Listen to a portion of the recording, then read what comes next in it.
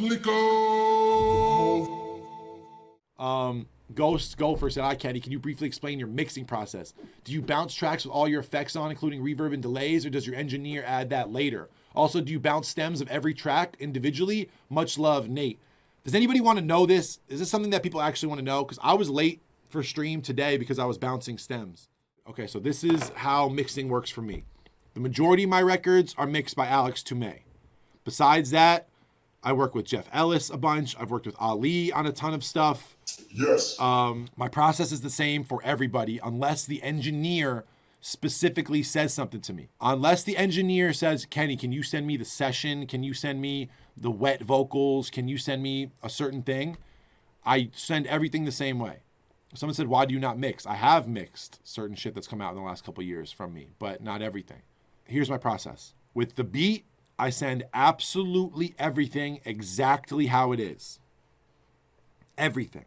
If there's a reverb, if there's a delay, it doesn't matter what there is. If there's a group, I send the group, and I send everything that's in the group, and then I label. Sometimes if there's a group that has a bunch of effects on it, and then I have a bunch of stuff in that group, and all the stuff in the group doesn't really have many effects on it, I'll take the stuff out of the group, and I'll mirror the setting. So if the group is maybe down 10 decibels, I'll undo the group. I'll take all the plugins that are on the group. I'll put them on every individual track in the group, and then I'll bring all those down 10 decibels, or I'll match whatever I was doing on the group track. I hope that makes sense for people. But basically, my beats, unless I'm editing something about what's actually going on in the composition of the music, my beats stay the same from when I make them to when I send them out. So I always bounce every single stem individually, and there's not really a lot of sends on my beats. There's a lot of sends on my vocal recording. So if there's a send on my beat, I include it, but there's normally not. So there's normally no sends with my beats. And yeah, I just give them absolutely everything. So if there's the groups is normally the biggest problem. When I have a bunch of stuff grouped and I have stuff inside that group, because then what happens with stems is they end up with all the stuff that's inside the group, and that sounds completely different than what the grouped version of all those things combined sounds like. So I like to give people everything that's in the group and then also the group, or I manipulate all the stuff inside the group to sound exactly like the group. That's one of the biggest confusing things. Does this make sense to anybody? Does this make sense to anybody at all?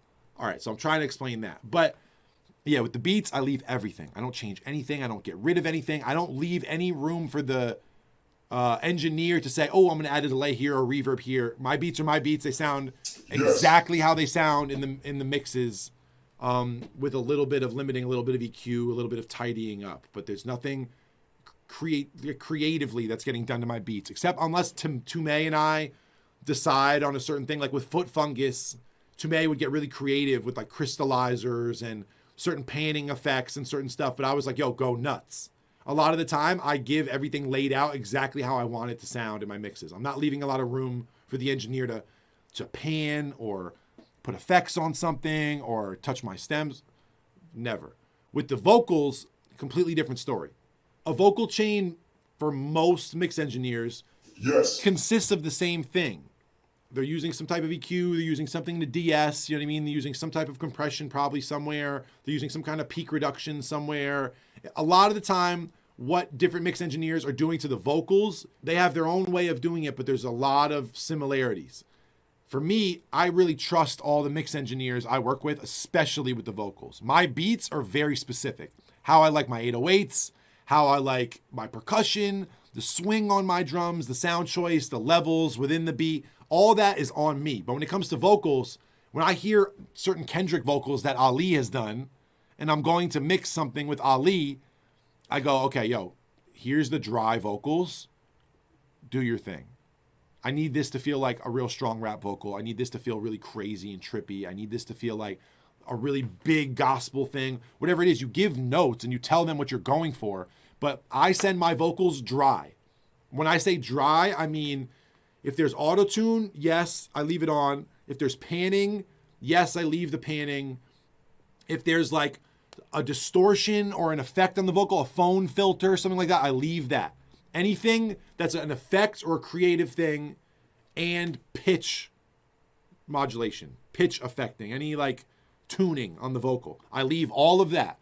As far as the compression, the de-esser, the EQs on the vocals, the sends with the reverb and the delays and everything I'm using on my vocals to make the demo sound good. I get rid of all of that shit.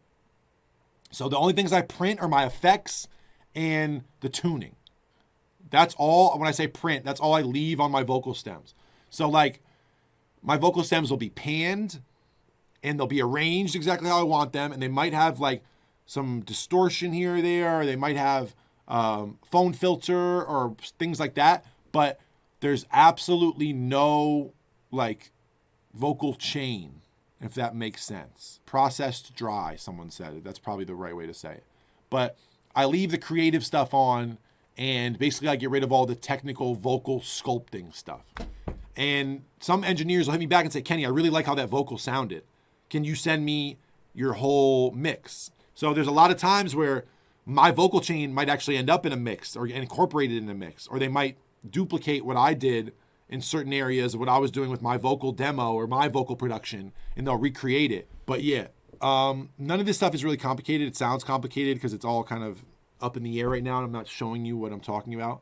But leave every fucking thing on your beats, and then if you really trust your engineer, leave some room for them to sculpt that vocal and make that vocal sound clean and big and full or whatever, and just make sure all the creative stuff you're doing is there. Also, I leave all my beat cuts in my vocal session. So whenever I'm recording a vocal, I record my vocals just to like an MP3 of the beat. I'm never recording my vocals in the beat session with my snare, my clap, all these different tracks. I literally will bounce my beat, have an MP3 or what they call a 2-track. I'll have just an MP3 of the beat, and then I'll record onto that MP3.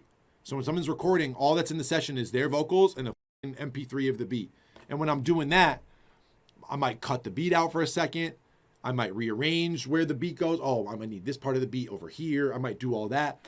I take that stem of the rearranged MP3 or the MP3 with the beat cuts or the fades or whatever it is, and I send that stem with my vocals so that whenever my mix engineer says, okay, what did Kenny do here with the vocals?